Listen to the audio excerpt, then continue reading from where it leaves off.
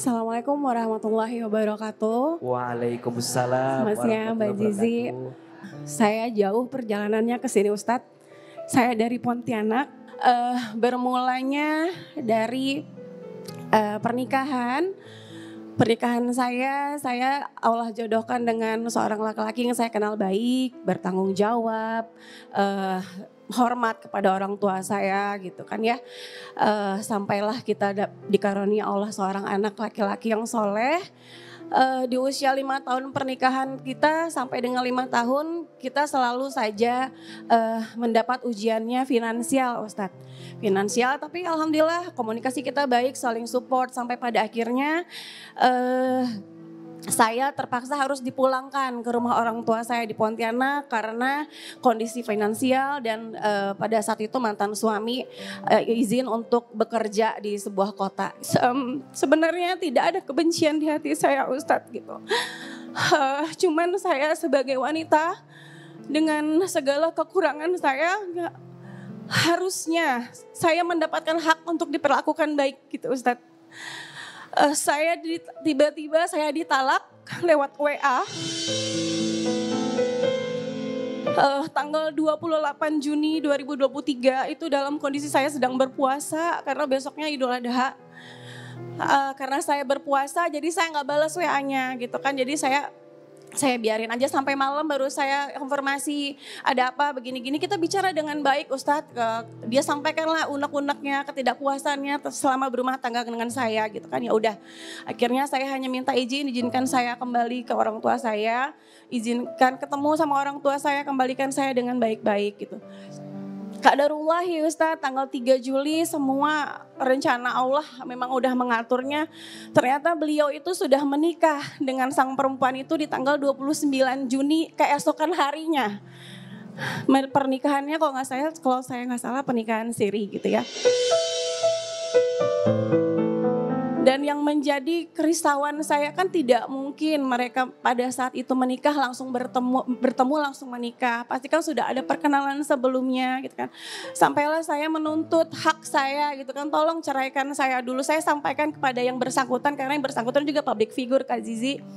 Saya sampaikan tolong kalau misalnya saya belum selesai masa perceraian saya, tolong hargai karena saya punya anak dan keluarga. Tapi terus diposting kebersamaannya sehingga saya merasa sangat nggak nyaman. Akhirnya saya speak up gitu kan. Akhirnya saya speak up. Intinya sih sebenarnya Ustadz saya pada akhirnya berdamai dengan perceraian itu gitu ya. Kata-kata yang menguatkan saya waktu itu di saat saya sampaikan kepada orang tua saya, "Pak, Ma, saya ditalak," gitu. Papa dan Mama saya bilang, "Ya sudah, surgamu kita ambil kembali," gitu. Karena kan surganya perempuan di orang tua ya Ustadz. Tadinya surga saya di kaki suami, saya kembalikan ke orang tua. Papa saya tuh selalu menanti Ustadz. Menanti kapan orang ini datang ke rumah, berbicara, mengembalikan sebagaimana baiknya dia meminta saya dulu gitu kan. Sampai Lebaran hari ketiga, papa saya ngomong, tapi gak pernah ngomong sama saya, ngomongnya sama orang tua saya, Mama.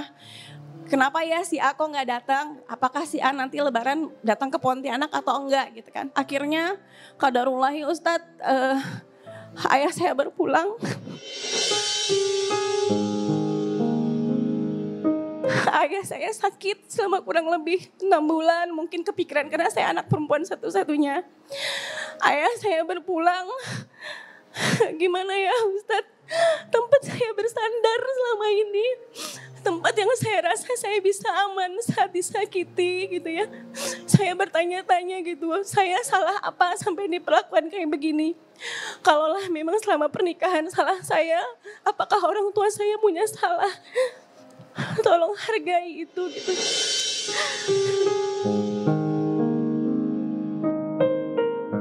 Dan Ustadz saya yang menjadi ketidaktenangan hati saya merasa menjadi penyebab papa saya meninggal Ustadz. Dan saya dihantui rasa itu sampai sekarang. Karena keinginan dia dipertemukan dengan mantan suami saya untuk dibicarakan baik-baik. Dan saya mohon Ustadz minta doanya. Dan mungkin dalam kesempatan ini saya juga sampaikan bahwa saya sudah memaafkan semua pihak Ustadz.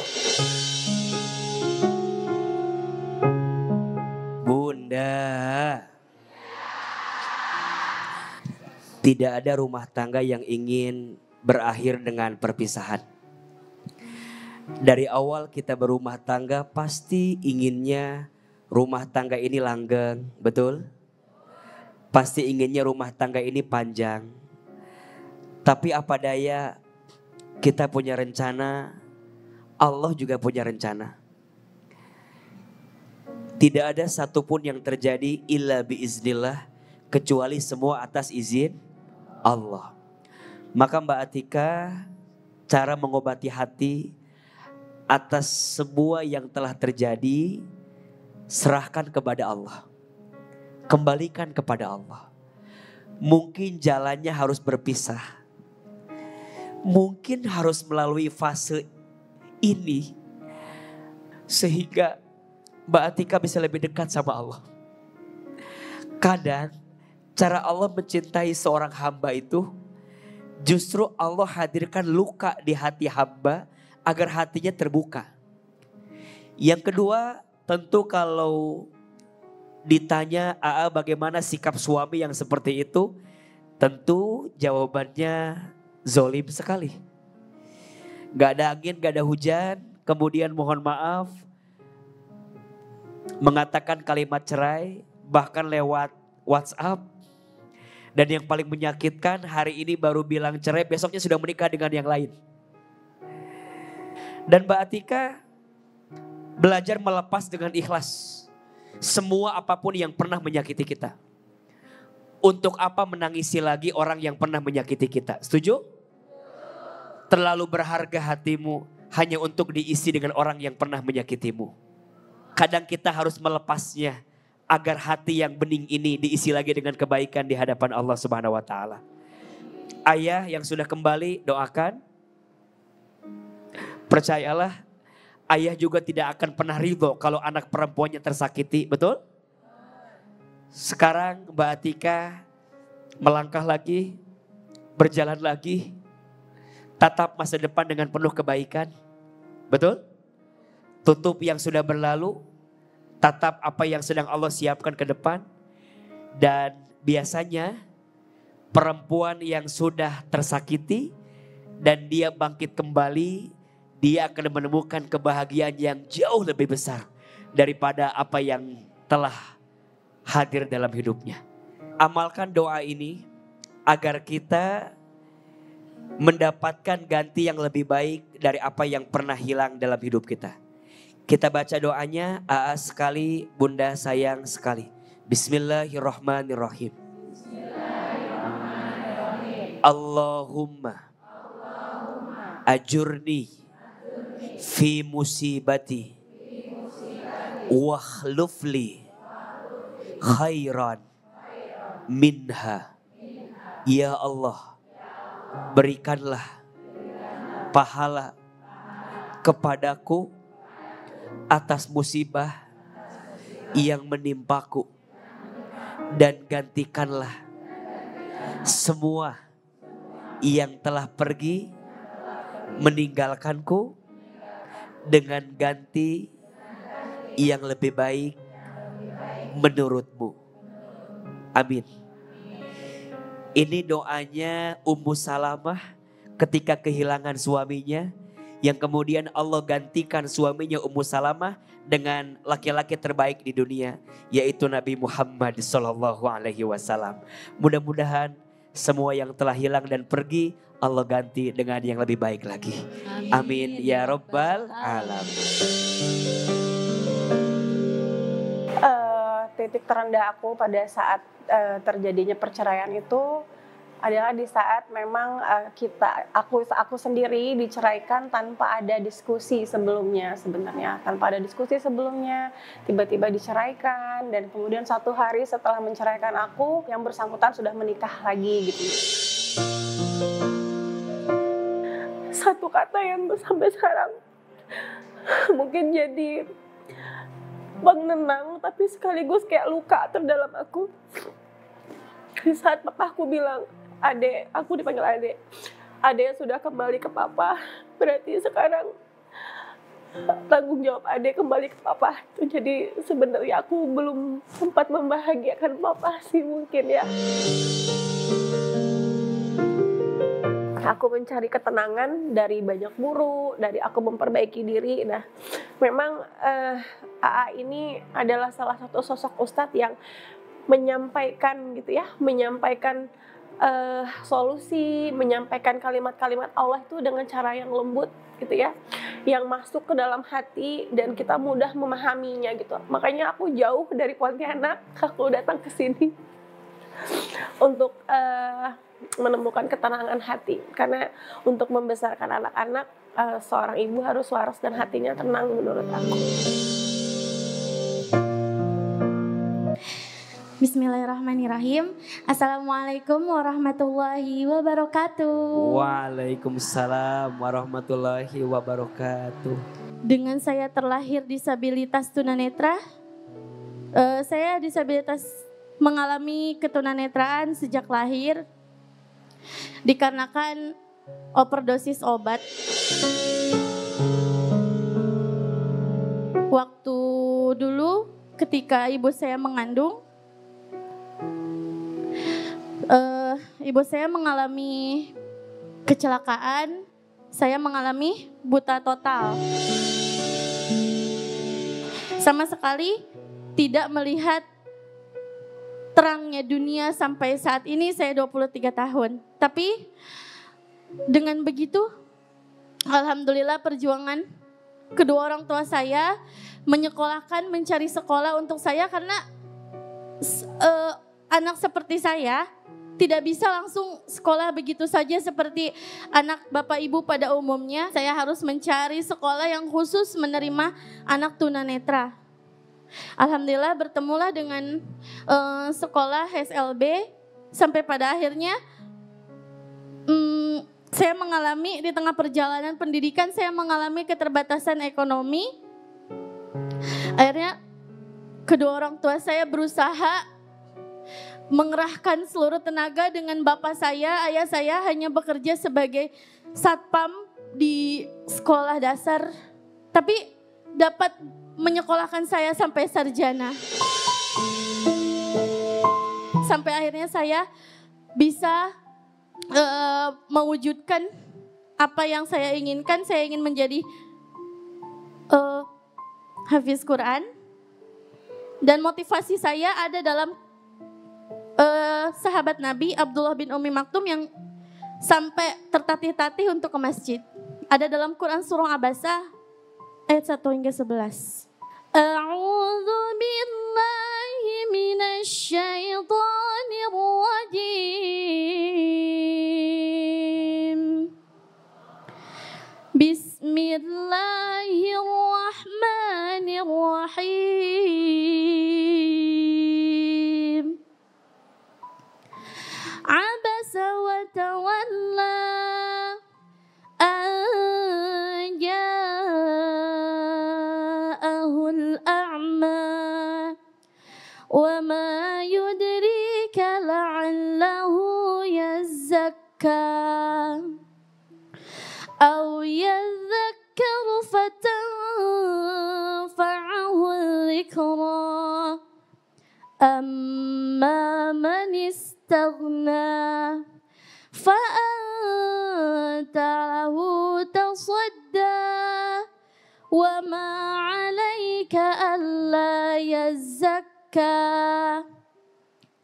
wa amma man ja'aka yas'a wa huwa yakhsha فأنت عنه تلهى كلا إنها تذكرة صدق الله العظيم. اللهم ارحمنا بالقرآن.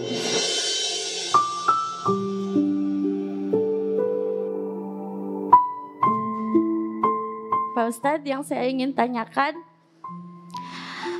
bagaimana mungkin ada tips dari Pak Ustadz yang memang bisa membuat saya dan juga anak yang memiliki berkebutuhan khusus agar bisa lebih bersyukur dan menyadari justru Ini adalah bentuk rasa kasih sayang Allah terhadap kita. Wassalamualaikum warahmatullahi wabarakatuh. Waalaikumsalam warahmatullahi wabarakatuh. Mbak Ade, aku izin peluk ya.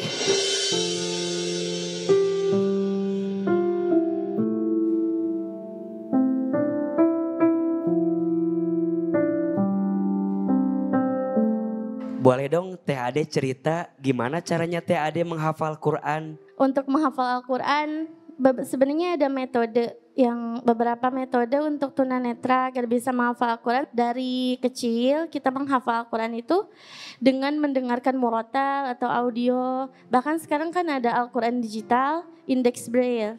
Yang memang yang memproduksinya alhamdulillah pertama almarhum Syekh Ali Jabir.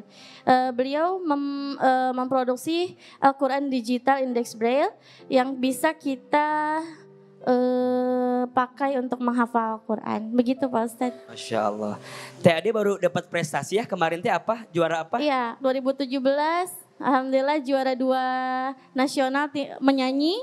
Dan terakhir juara 2 nasional Musabaqah Tilawatil Quran. Masya Allah. Bunda. Ya Aa. Di dalam Al-Quran surat At-Tin ayat 4. Allah subhanahu wa ta'ala berfirman. A'udzubillahi minasyaitonirrajim. Laqad khalaqnal insana fi ahsanit taqwim. Sungguh kami telah menciptakan manusia dengan bentuk yang paling sempurna. Maka ingat, catat baik-baik, tidak ada ciptaan Allah yang diciptakan dalam kehidupan ini kecuali semuanya sempurna. Setuju? Cacat itu di mata kita, kurang itu menurut kita.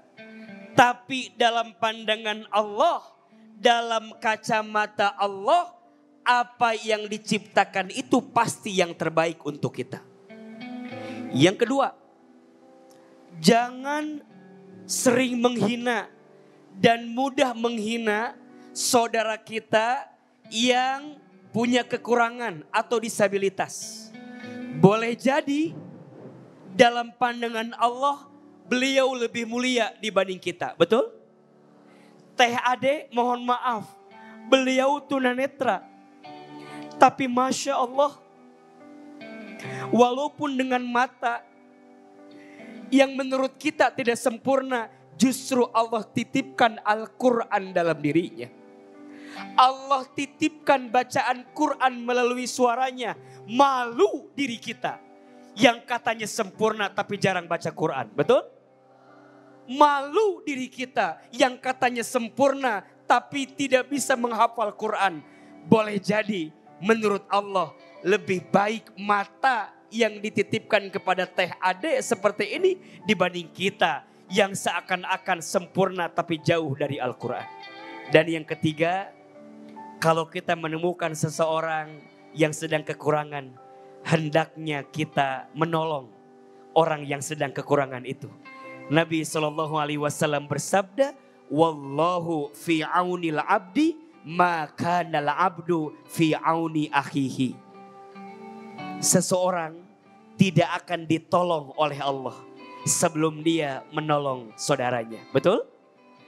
Kalau kita bertemu dengan seseorang yang minta pertolongan, itu adalah kesempatan untuk kita memberikan pertolongan kepada dia agar kemudian kita ditolong oleh Allah Subhanahu wa ta'ala. Boleh jadi kebaikan yang kita dapatkan disebabkan karena kebaikan yang pernah kita berikan kepada orang lain. Percayalah, tidak ada kebaikan yang sia-sia. Dan Teh Ade, beliau pandai berterima kasih. Tadi beliau menyampaikan terima kasih kepada orang yang telah menolong dan membantu beliau. Semoga orang-orang yang telah menolong Teh Ade, Allah balas dengan ganti yang lebih baik ya Teh ya. Dan bersyukurlah kalau hari ini Teh Ade hafal Quran, kalau hari ini Teh Ade sarjana, di situ ada bantuan kita, maka pahalanya akan terus mengalir untuk kita. Insya Allah. Pertama saya menyadari bahwa bahwasanya saya terlahir disabilitas itu ketika saya mau masuk sekolah, kenapa kok sulit gitu, sampai orang tua bilang bentar dicarikan dulu sekolah yang memang nerima kamu gitu. Namanya anak kecil ya, saya nangis dan kenapa sih awalnya sempat agak tidak mau gitu, kenapa sih saya nggak bisa main seperti teman-teman yang lain gitu kan. Tapi ternyata seiring berjalannya waktu, akhirnya saya berpikir bahwa dengan tidak melihat ini saya merasa aman, nyaman, tentram, karena saya tidak melihat apa yang seharusnya tidak boleh dilihat gitu. Makanya saya kan kebiasaannya suka meraba-raba wajah ibu gitu kan, suka meraba-raba wajah ayah gitu. Itu saya pengen tahu, saya pengen bisa merasakan walaupun saya tidak bisa melihat, tapi saya punya tangan, saya punya indera perasa yang memang saya bisa gunakan untuk merasakan, oh wajah ibu seperti ini, oh wajah ayah seperti ini dan sebagainya. Memang sih saya bersyukur dengan keadaan saya yang saat ini, tapi ketika mendengar tausiah dari beliau, saya bisa lebih bersyukur. Bismillahirrahmanirrahim.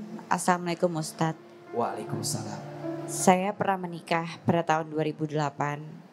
Saya dikaruniai seorang putri. Sampai akhir tahun 2016 saya memutuskan untuk berpisah dengan suami saya. Saya baru tahu ketika dalam proses perceraian yang sangat panjang bahwa ada perubahan yang sangat besar terhadap anak saya. Yang tadi mungkin biasanya anak saya ceria, dia menjadi pendiam dan mencari teman-teman yang satu nasib dengan dia. Sekitar 3 tahun yang lalu, itu saya mengajak anak saya untuk mengobrol hati ke hati. Karena menurut saya anak saya sudah cukup dewasa untuk saya ajak bicara. Dia selama ini tidak pernah menanyakan atau mengungkapkan apapun. Tapi ketika saya ajak bicara selama 2 jam, ternyata memang selama bertahun-tahun itu dia memendam perasaan yang dan memendam berbagai pertanyaan. Dan saya sudah minta maaf sama anak saya karena jujur di tahun 2015 itu saya yang mengambil keputusan untuk berpisah. Sampai akhirnya sekarang saya sudah 9 tahun saya sendiri.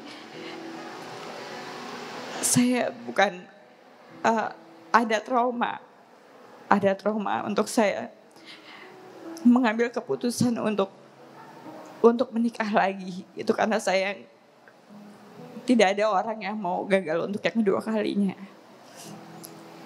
Yang saya mau tanyakan sama Ustadz, apakah diperbolehkan jika kita bertahan demi anak tapi kita tersiksa demi kebahagiaan anak tersebut, atau sebaliknya? Dan yang kedua, jika memang ketika kita dijodohkan semua sudah tertulis dalam Lauhul Mahfuz, tapi kenapa kita bisa bercerai? Dan yang ketiga, apakah mungkin buat seorang yang sudah berpisah dapat bersatu kembali? Dulu saya pun meminta izin sama orang tua dulu sebelum saya mengajukan proses perceraian. Dan sebenarnya itu dari tahun 2013, tapi saya tahan. Waktu itu saya ngerasa itu adalah keputusan yang benar.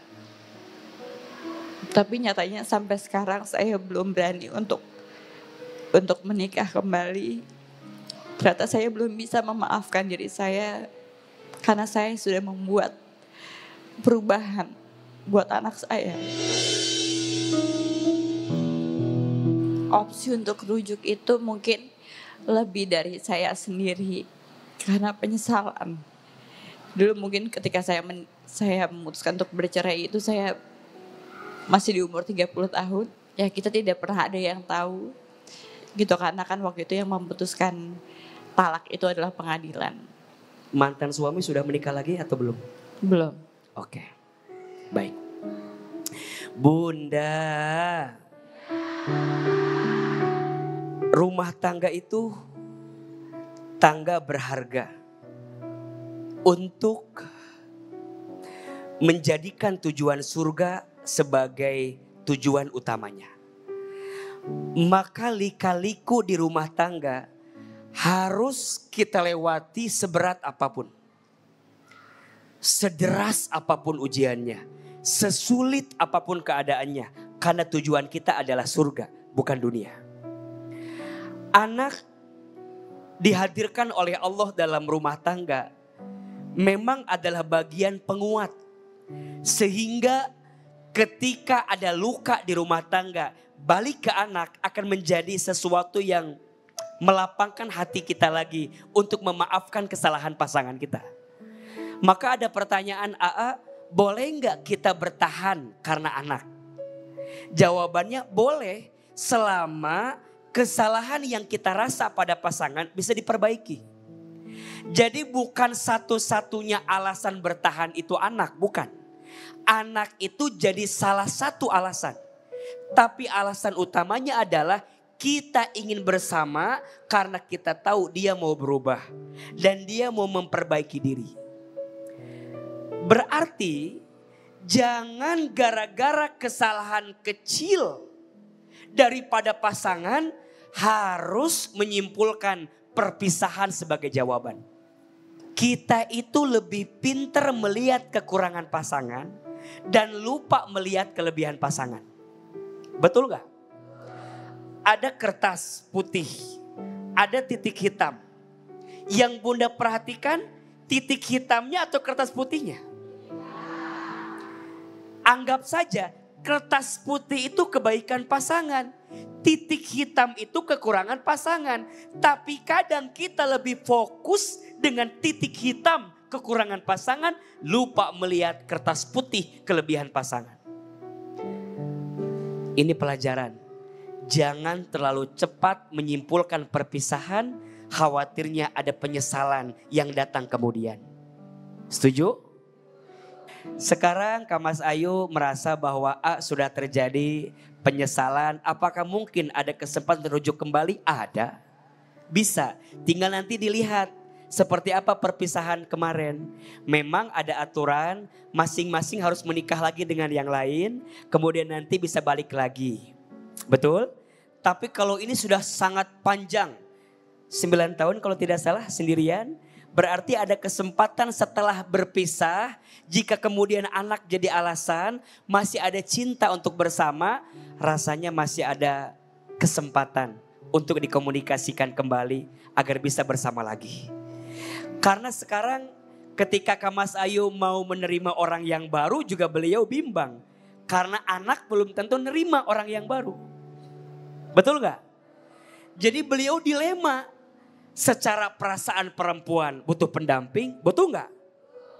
Makanya izin siapapun yang mau mengambil hatinya Kak Mas Ayu atau seorang ibu yang sudah punya anak, fokus. Jangan hanya mengambil hati ibunya, tapi juga harus ambil hati siapa? Anaknya. Karena tidak banyak orang yang mau nerima semuanya. Kadang cuman cinta sama ibunya tapi gak mau nerima anaknya. Menurut AA jangan terima yang seperti itu.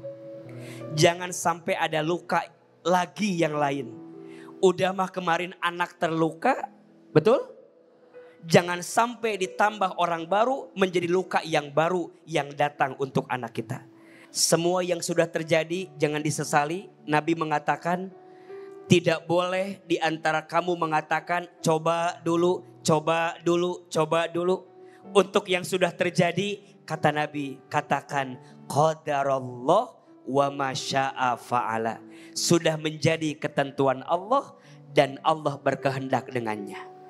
Selanjutnya, Kamasayu, kadang hati ini butuh sembuh dulu. Hati ini butuh pulih dulu. Jangan terlalu buru-buru memaksa orang yang baru hadir di hati kita sebelum kita bisa berdamai dengan apa yang sudah terjadi pada diri kita. Habiskan dulu bonding dengan anak, temani apalagi anak di usia remaja, butuh sosok ibu di sampingnya. Gak apa-apa, mungkin kita terluka sementara untuk bahagia anak selamanya. Cukuplah anak kemarin sakit hati dengan pilihan kita. Jangan sampai pilihan kita ke depan menambah sakit hati yang kedua untuk anak kita. Insya Allah, Allah masih ngasih jalan untuk kita. Karena apa yang ditakdirkan untukmu tak akan pernah pergi darimu. Dan apa yang tidak ditakdirkan untukmu tak akan pernah menjadi milikmu. Percayalah, Allah Al-Qadir, Allah Al-Muqtadir. Allah yang punya takdir dan Allah yang menentukan takdir. Deket iya gitu, bahkan mungkin dibilang sempat hampir menikah iya gitu, cuma itu balik lagi ke anak. Buat aku sendiri pendapat anak dan pendapat orang tua itu nomor satu gitu, dan pasti segala sesuatunya aku juga tetap diskusi sama bapaknya dari anak aku. Lebih tidak setuju kali ya. Aku juga nggak tahu sih sebenarnya alasannya apa. Gitu, aku nggak pernah menanyakan. Cuma sempet dapat cerita dari mama gitu. Jadi itu sih yang bikin aku akhirnya mundur gitu, untuk ya udahlah, kita mungkin emang bukan jodoh. Jauh lebih lega sih yang pasti gitu kan. Misalnya diajarkan kalau ya itu qadarullah gitu, ya itu takdir yang harus dijalani dan kita harus bisa memaafkan diri sendiri. Ketika hati terasa hampa, maka Al-Quran adalah penguatnya. Al-Quran adalah obat untuk setiap rasa sakit di dalam dada kita.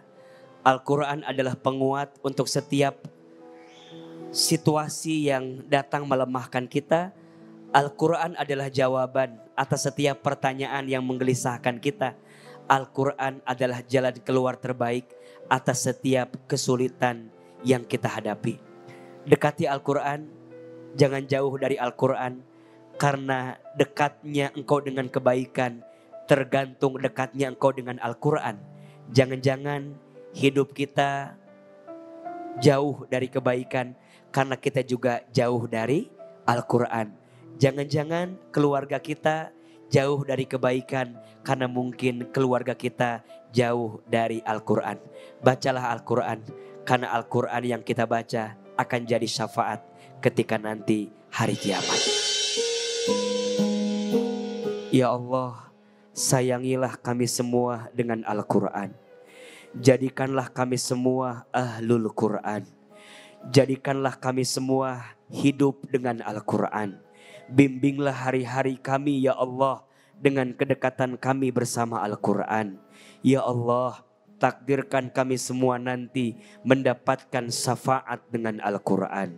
Ya Allah ya Rabbana, jika ada di antara kami hari ini yang sedang gelisah, tenangkan hatinya. Jika ada yang sedang punya masalah, tunjukkan jalan keluarnya. Jika ada yang sedang diuji, kuatkan hati dan tubuhnya. Jika ada yang sedang susah, mudahkan urusannya. Jika ada yang sedang sakit, sembuhkan rasa sakitnya. Rabbana atina fid dunya hasanah wa fil akhirati hasanah wa qina azabannar. Subhana rabbika rabbil izzati amma yasifun. Wassalamun alal mursalin. Walhamdulillahi rabbil alamin.